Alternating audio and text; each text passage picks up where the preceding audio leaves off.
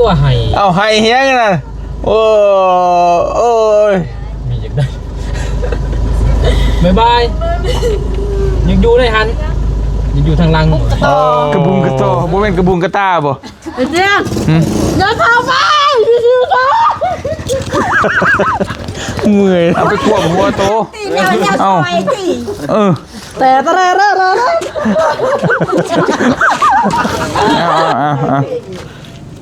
บ่ทอนก็ได้เลยเว้ยพ่อเราถึงเลขดิเอาสิให้พูดละ50เด้อชดแล้วนะเว้ยเอากุหลาบปากสิเบอร์คาราโอเกะเบอร์เหมือนว่าเป็นบุญและวาสนาที่สวยน้ำซักผ้าไอ้มาปากเสกุหลาบ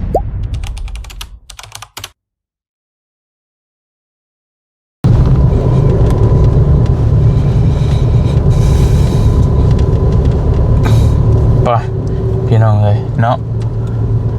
เดินทางก่อนบัดนี้ตื่นเช้ามาเนาะที่ลาวใต้พี่น้องเลยต่อมือแรกเนาะของการอยู่เมืองท่าแตงอีกแล้วเขาก็จะไปหับบ่าวนุ่งก่อนพี่น้องเลยไปหับบ่าวนุ่งแล้วก็ออกไปทั้งพุ่นแหละบ้านทงวายพุ่นแหละพี่น้องเลยไปเยี่ยมยามทำข่าวพี่น้อง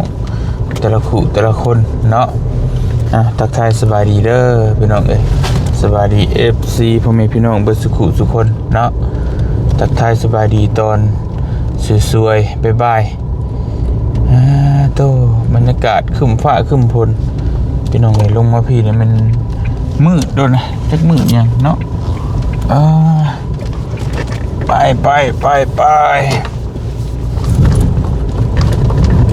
อี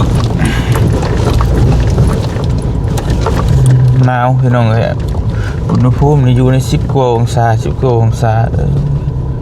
ถือว่าโอเคอยู่โอ้มันยังหาบยังถือลุงตุงต่วยปรุงปุ่มผัวมาแหละขายกระเตาะกระตาบ่โอ้ยจังใด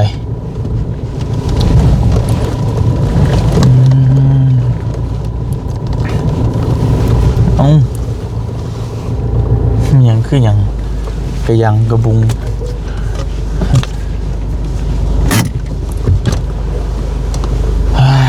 ไปไพ่เสียงเรื่องเลยตะตึงมึงตะเตง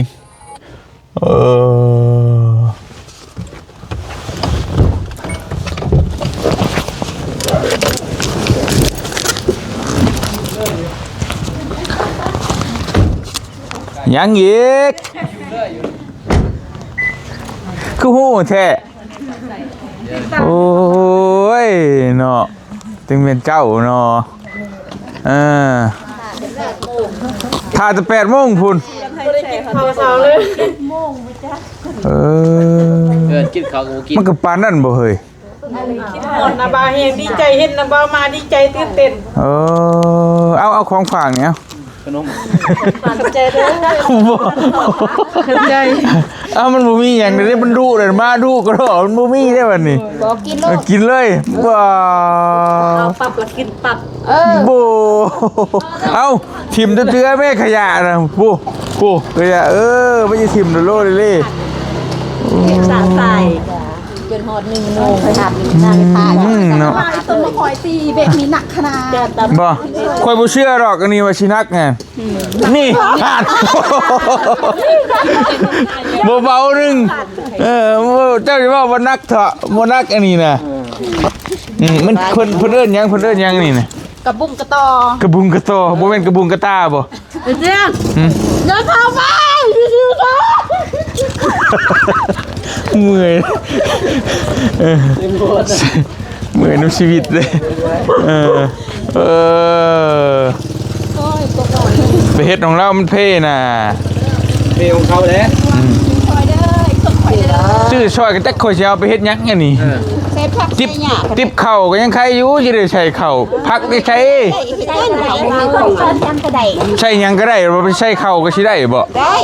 บ่ได้ใช้ข้าวกินเท่านี้แหม่ พูดเนาะยังแม่นบ่เอาบ่ได้พูด เพ่ เด้ อ่านตกมันแล้วเงื่อนเท่าไหร่ค่ะ กันใหญ่กันน้อย อันเท่าไรสมมุติว่าแน่นี่ สามี30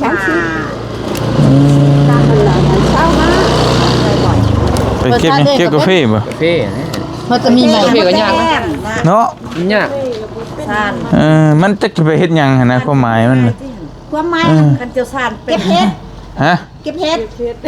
เก็บเฮ็ดมาแต่ใช้เอาไปถามเนี่ยใช้เฮ็ดน่ะมันบ่มี ยำมดแดงกับไปแย่ ความหมายมันคือถ้าเจ้าติบเข้ามาขายเอาของมันยังใช้ปลาคืออยู่ แนวชานบ่เป็นคันชัน À. ข่อยชานนี่ข่อยกะสิเอามา อยากเอาบอกจะมีเล่เด้ออันหนึ่ง5,000เล่เด้อ จริงเหรอเดือ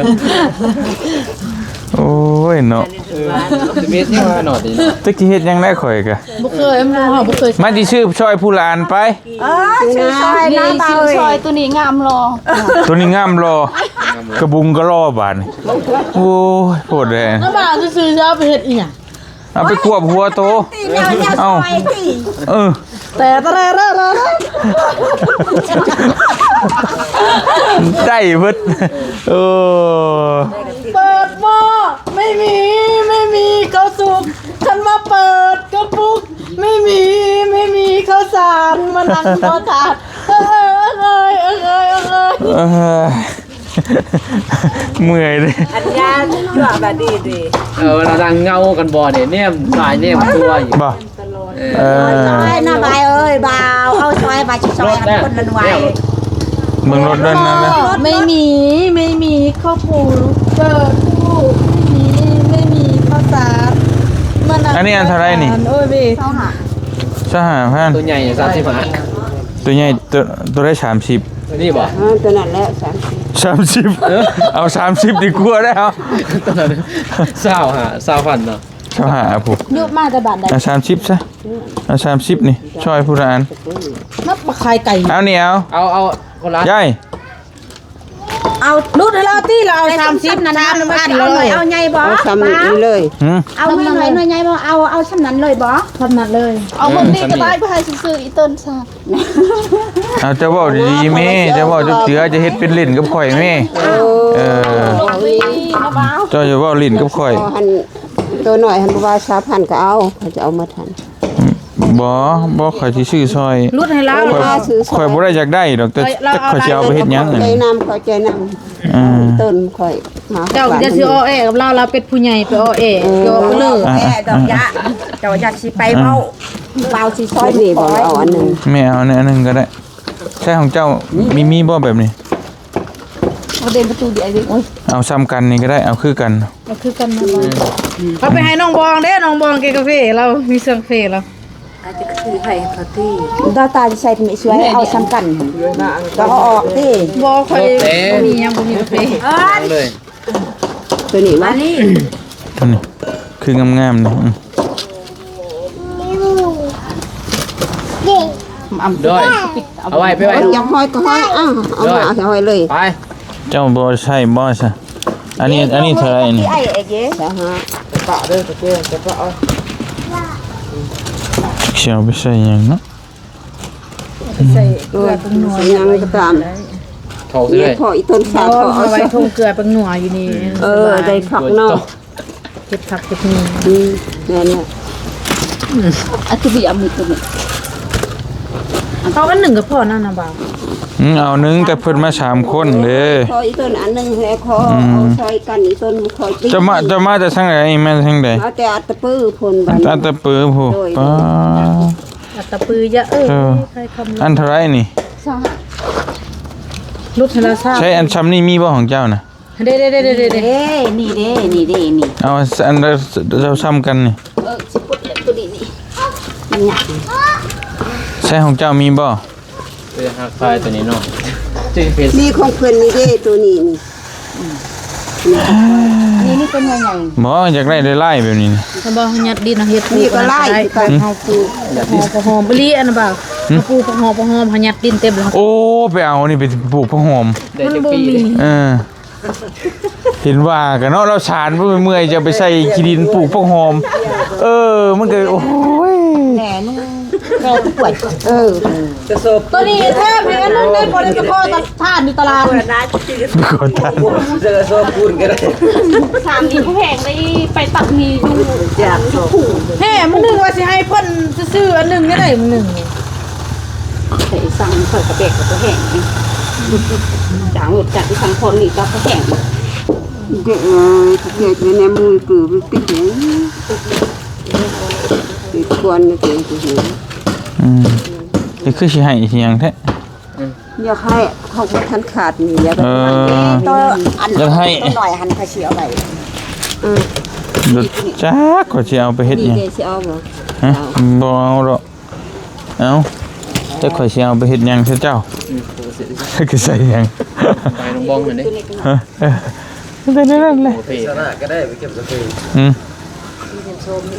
มันทันได้เบิดบ่กาแฟ หมดแล้วเฮ็ดหยังกันทั้ง เท่าไหร่นี่ ผู้สอบแบบตาย ตัวใหญ่บ่มีเนาะ ได้ตายอ่าน ไว้ถ้วยบ่วงครับ แล้วแต่เอาไปจังซี่ สวยใส่เสื้อนี่สวย เอาบ่ทอนก็ได้เลย ไว้พ่อเราถึงเลขติ เอาสิให้ผู้ละ50เด้อเฮาก็สิซอยเจ้าซื่อๆดอกจักสิเอาไปเฮ็ดอีซั่น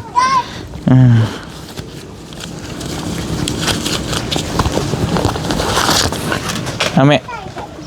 โดย ขอบใจให้มันเอาถูลงไปใช่มั้ยมันขาดน่ะเราให้ดีแห้ง สิประมาณใช่มั้ย ให้ว่าจะดีพี่แห้งบ้านหนาค่ะ โดยสาธุให้คุณให้คำ ให้เราถึงเลขด้วย ให้คุณเลยครับมาใหม่กับหลัง ไว้พ่อเราถึงเลขที่หมดแล้ว ได้คือเลขก็ได้คือกัน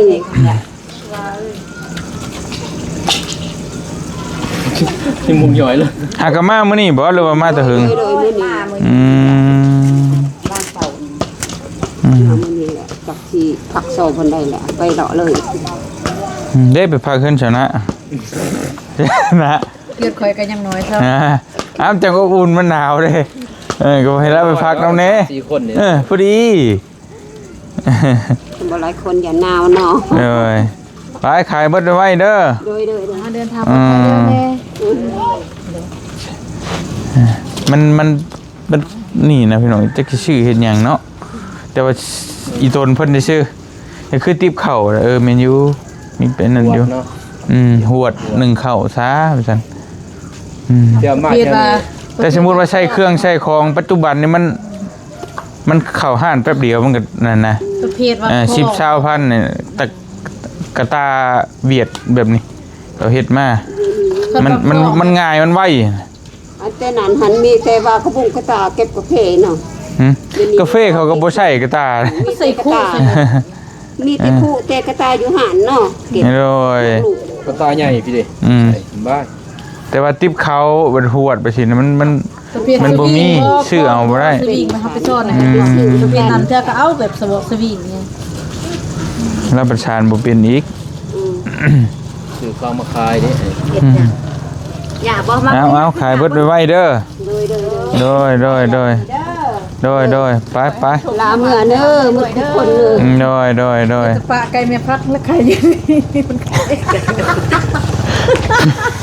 เนี่ยไม่ยังดูอะไรไม่ต้องปลาไก่แม่พักแล้วมาพักอยู่นี่พักไข่ ด้วยจะเพิ่นนี่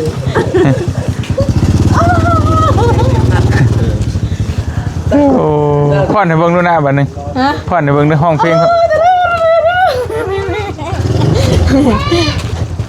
มาละมาฟังลุงเว้าฟังพอเท่าเว้าก่อนจริงนี่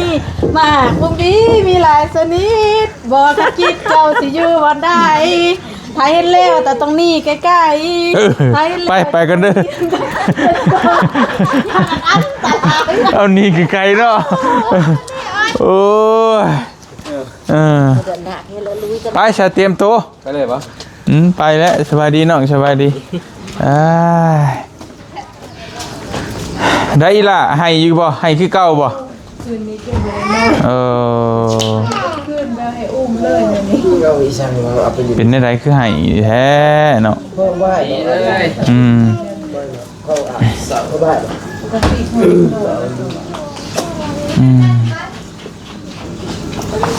า กินข้าวกินน้ำ มันมากิน ได้แล้วได้แล้ว กินหรอ กินแล้ว ด้วยนะปาร์ตี้ว่าจะเอาเมื่อเลย เอาให้เด้เอาให้จะเอาชาหนึ่งไม่ใช่ห้างไก่ตัว ใจ เก็บตัวเพกลางจะหน่อยมันมีบอลเก็บจะหน่อยมันใส่ท่านแล้วจะหน่อย เจ้ากาแฟกลางมันก็บ่ใช่แล้วนี่ใช่ผ้ายางปูรถ เอาเวลาแกต่อไปก็คอยเจอ ไปแล้วหูสักนั้นไผบ่เอาเองแล้วอ่ะกันสองคนไปกันใส่ยังอยู่ดิฮะยัง เคยห้องเพลง3-4แคปม่วนไหนเขาห้องเพลงให้บังโกผังมึงกี่แล้วก็เตียงว่าท่านมาเพลงคาราโอเกะ เพลงคาราโอเกะอีกโอ้ย เพิ่งได้สิห้องไหนได้ระบาง เมื่อยเลย นั่งที่เขาโอ้ย เพิ่งได้ไปสิห้องเพลงไปสิห้องเพลงคาราโอเกะเด้อเห็นระบางพังเด้อ มันติดลิขสิทธิ์ยักษ์ นั่งนอนน้ำเบานะเบิ้งเจอเฮืองเธอเดียวนี่ เจิงหึงทีเดียว เดินลึงเลยเดินลึงดิ ห้องชดแล้วนะเว้ย เพลงกุลาปากเส เบอร์ คาราโอเกะ เบอร์ กินอีกเสียได้นะ ลิขสิทธิ์ได้เด่น ห้องชุดเพลงกุหลาบปากเซ ลิขสิทธิ์บ่ต้องเปิดเลยห้องชดห้องชดอ่ะ เหมือนว่าเป็นบุญและวาสนา ที่สวยน้ำซักผ้าไอ้ายมาปากเสกุหลาบเอ้ยสวยเบ่งบานในอุทยานของสีวีสมเป็นกุลสตรีที่งามวิไลขอวอนฟ้าหยาดพ้นซื่นสุ่มในเพื่อว่าสองดวงใจได้ซื่นสุขีกุหลาบเอ้ยสวยเบ่งบานในอุทยานของสีวีสมเป็นกุลสตรีที่งามวิไล จบจบใช่มาหาพ่อ เอาอีกเพลงยัง เบิ้งค่อยสิเอาลงเสียงนั่นน่ะบ่ามันบ่หมดเนี่ยค่อยสิบ่เอาเสียงขึ้นเนาะเพลงกุลาเอาเพลงกุลาปักเซ่แล้วแต่สิห้องมันหมดกุลาปักเซ่คาราโอเกะ เมื่อยโอ้โห เด้อ ห อมกุหลาบปากเซ่เด้อพี่น้องเอ้ยอย่าลืมติดตามชมซาวนาเด้อถึงว่าบ่ม่วนก็กดใจกดไลค์กดแชร์ให้แน่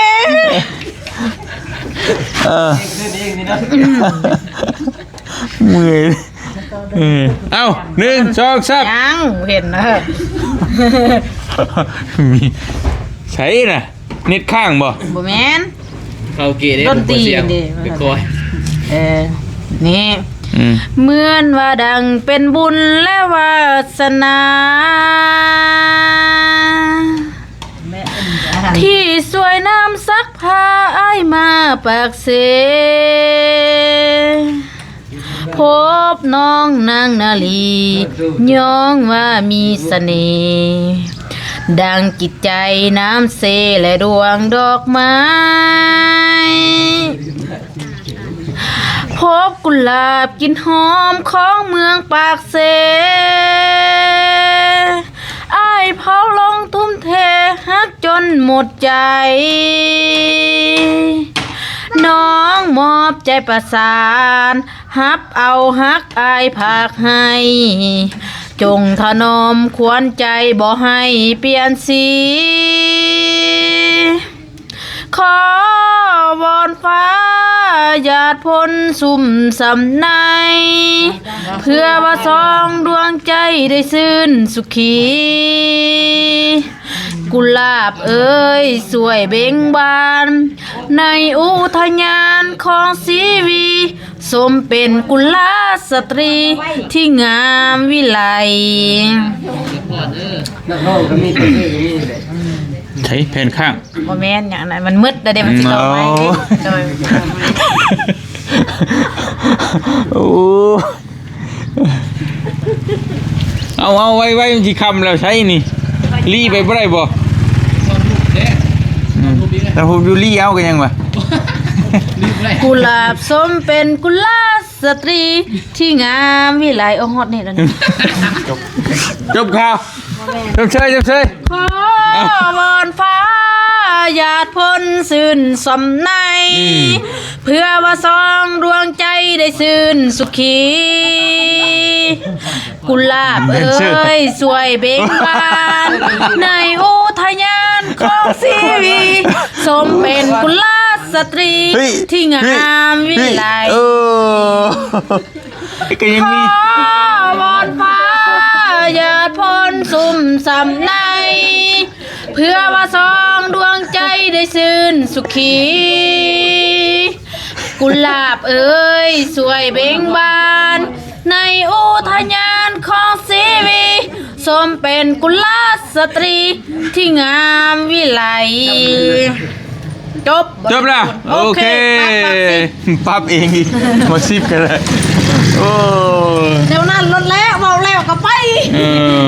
ในนั้นมันเป็น แม่นด้วย เห็นได้ป่ะนี่เพลงยังป่ะนี่ เพลง ไอเพลงเดียวพ่อเด้อ เลยเบ้ง โอ้ยตายแล้ว เพลงกรีน อดเอา พี่จะห้องนึ่งทั้งใหญ่ทั้งยาว เพลงกรีนคาราโอเกะ มึงนี่เราบอกให้ของทั้ง เพ ใหญ่ ลง ทั้ง ก ยา รี วน คาราโอเกะทั้งใหญ่ทั้งยาววะเฮ้ทั้งใหญ่ทั้งยาวคาราโอเกะเอามีเสียงเพลงน้อยๆนึงได้บ่อย บ่ได้นี่คือสิทธิ์มีหมาดโคยน้ำลายตันระวังน้ำลายพงอยู่กล้องอยู่เด้อ ตั้งแต่เป็นซาปูบากับพ่อมันหลายตั้งแต่มาพออายจะเป็นจังใดคนหนอใจมันเต้นตึงๆลมให้ใจบ่คงที่บ่แม่นใจน้องนี่มันบูบีนู่นนี่ใจมันเต้นตึงๆบ่ม่วน ใช่ นี่ ใช่ บ่ม่วนนะ ใช่นะบ่เอาเราขอมาเพื่อนเราจะฟังจะร้องให้ฟังนี่ติ น้องบ่แม่นยางรถคาราโอเกะตัวนี้ดีกว่า โอ้ยเนาะกำลังกินคักอันนี้ ตัวนี้แหละเบิ่งตัวนี้ซองให้มันม่วนรถตัวนี้เนี่ยเอาเสียงหน่อยนึงติอ้าย บ่ได้มันติดลิขสิทธิ์กันยังบ่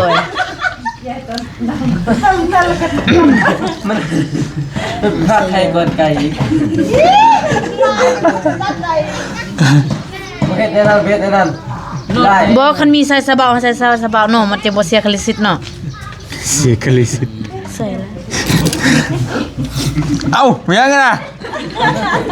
ไก่ทอด โอ้ผักไข่แหละ ใส่ไว้ ได้ย้อนอยู่เสียเนาะคัก นำเอาไปหน้าที่มีไปฝากไว้ปกสมองเงินที่ผูกใจ ให้ลูกชายได้สมใจดังหวัง ปัญหาทุกอย่างมีทางแก้ ความฮักแท้บ่แพ้ระยะทางยังไกลห่างยังมีให้เคียงข้าง ให้อีกยังบ่เคยว่าพอเว้าตาน้องตื่นสุดอายืน โอ้ยเนาะไก่ต้องหั่งแหละเป็นเนาะ เกินกล่องเลยอ้าวเจ้าหรอ มันบ่เป็นมันบ่มีเสียงคนเสียงเพลงของห้องใดใช่ป่ะ โอ้พอแล้วพอมันจะไปชายชาวบุ้งชาวเบ้าอีก เพลงนึงอ้าย ไปเวียกไปงานนี่ โอ้ยอ้ายเห็นแต่นึงแต่เดียวก็ลองอยู่ เทื่อเดียวจะได้จักเท่าไรเทื่อแล้วมันจะกี่ขั้นเห็นแล้ว อ้ายบอกเสียใจเด้อ้ายบอก ก็อยากให้เสียใจนั่นจึงบ่ได้มาอีก บ่มีทาง เสียใจแห้งบ่ มันมาต่อเกี่ยวเลยท่านว่าจะกินหมูออกไปนอกมึงมาบุกมัน พอไปไว้ชนะหันอันยาจากโคนจะเป็น ไอ้ถามนี่ โดย เฮ็ดได้ตัวสิเครียดไอ้สิใช้วิธีใดแบบจะให้ตัวเบื่อขี้หน้าไอ้เลยนะ บ่อยากให้อ้ายเครียด เอ้า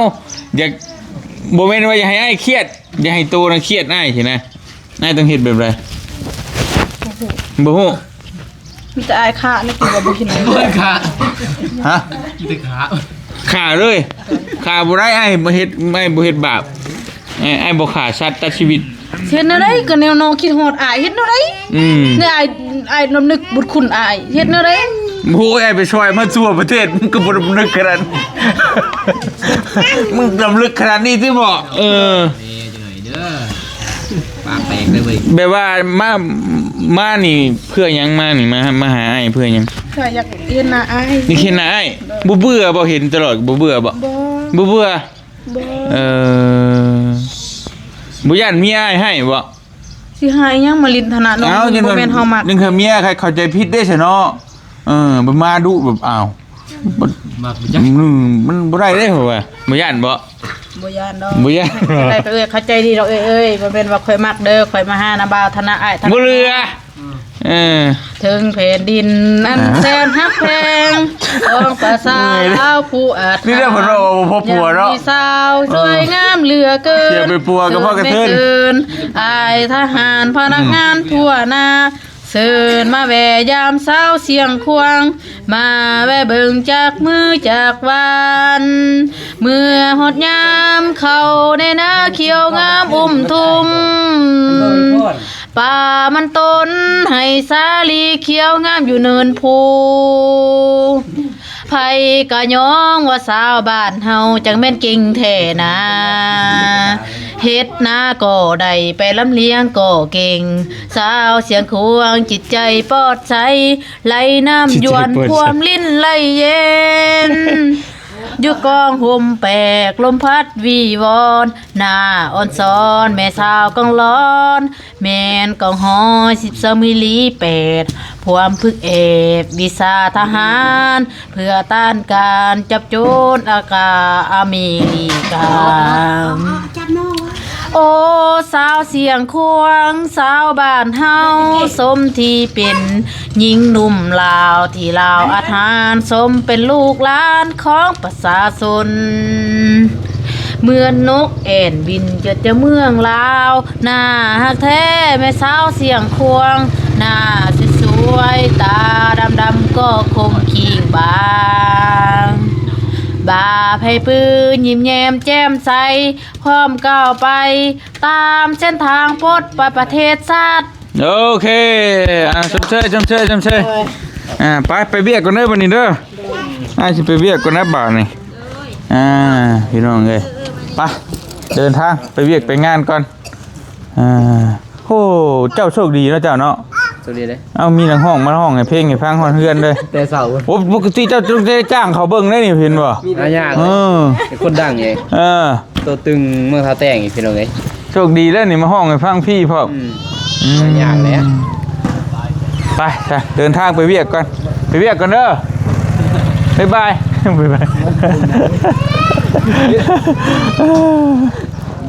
ไปพี่น้องเอ้ย จากของเพลงมา ไปเดินทางก่อน บ๊ายบาย บ๊ายบาย บ๊ายบายแล้วก็ว่าไห้ เอาให้เฮียกันนะโอ้ย มีอยากได้บ๊ายบายยังอยู่ในหันยังอยู่ทางลังหมด โอ้อยู่ในได้ทางหลัง สร้างว่าแท้ไปพี่น้องเอ้ย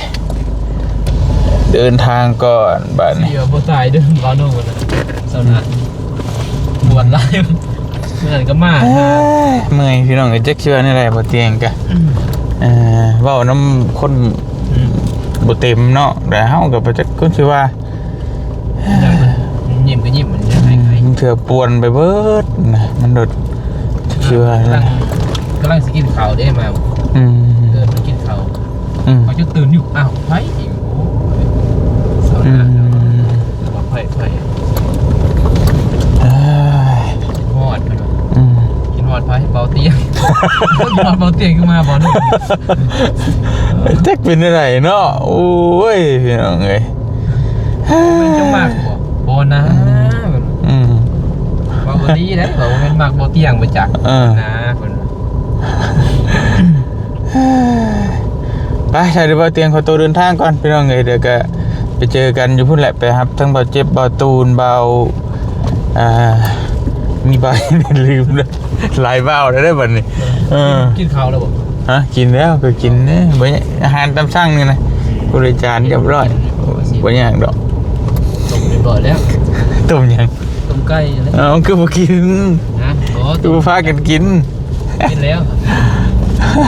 กินเรียบร้อยแล้วต้มไก่ป้าให้เจ้าแล้ว โอ้ย ก้อยไก่ข้างนี้ บ่ก้อยไก่ เห็ดหยังกินมื้อนี้ อืม ว้าวต้มไก่ให้แล้วให้เบาเตียงเออกินข้าวอื่นกินข้าวจนเหนื่อย บ่อยากบ่เนาะ จ้ะคือซั่นมันตำคุณซะบัดนี้กินแต่ตำคุณนะกินนะ โอเคไปบ่เตียงเขาตัวเดินทางกันเจอกันพี่น้องเอ้ยอยู่พุ่นแหละบ้านนาหังบ้านทงวายเนาะอยู่ดีมีแฮงสบายดีเด้อมื้อแรกของ สบายดีพี่น้อง ฮอดเราใต้แล้วบ๊ายบาย